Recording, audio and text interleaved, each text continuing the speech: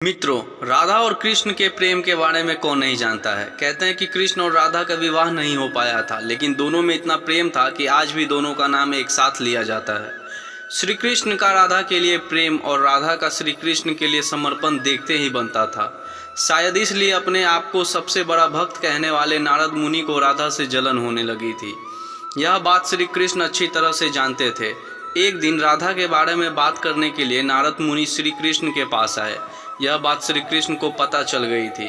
जैसे ही नारद मुनि वहां पहुंचे तो श्री कृष्ण उन्हें देखकर अपना सिर पकड़कर बैठ गए।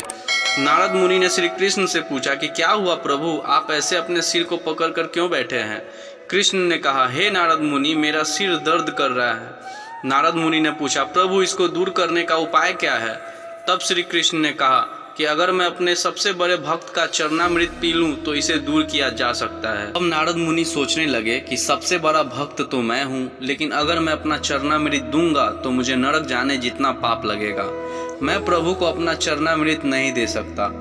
कुछ देर सोचने के बाद उनके मन में राधा का विचार आया और वे सोचने लगे कि लोग राधा को भी तो श्री कृष्ण का सबसे बड़ा भक्त मानते हैं, इसलिए क्यों ना उनको पास जाकर के पूछा जाए।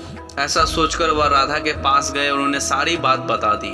राधा ने जैसे ही सुना, एक बर्तन में अपने पैर धोकर चरणामृत नारद मुनि को देते हुए कहा, हे मुनिराज, मुझे नहीं पता कि मैं उनकी कितनी बड़ी भक्त हूँ, लेकिन मुझे यह पता है कि श्री कृष्ण को अपना चरणामृत देने से मुझे नरक में जाने जितना पाप लगेगा और मुझे नरक जितनी यातना सहन करनी पड़ेगी। मुनिवर, वह सब मैं सहन कर सकती हूँ, लेकिन अपने स्वामी को पीड़ा में नहीं देख सकती। यह चरणामृत ले जाकर आप उन्हें दे दें। राधा की बात सुनकर नारद मुनि का सारा घमंड चूर चूर हो गया और उनको पता चल गया कि राधा ही उनकी सबसे बड़ी भक्त है और श्री कृष्ण ने यह लीला मुझे समझाने के लिए ही रची थी। जब नारद मुनि राधा के पास से वापस आ रहे थे तो उनके मुख से केवल राधा के नाम की ही धुन सुनाई दे रही थी। जब वे श्री कृष्ण के पास पहुंचे तो देखा कि श्री कृष्ण उनको देखकर केवल मुस्कुराए जा रहे हैं और नारद मुनि ने भी सारी बात को समझकर उन्हें प्रणाम करते हुए कहा, राधे राधे। मित्रों, अगर आपको हमारी ये प्रस्तुति अच्छी लगी हो तो हमारे channel best story of God को सब्सक्राइब जरूर करें। जय श्री कृष्ण।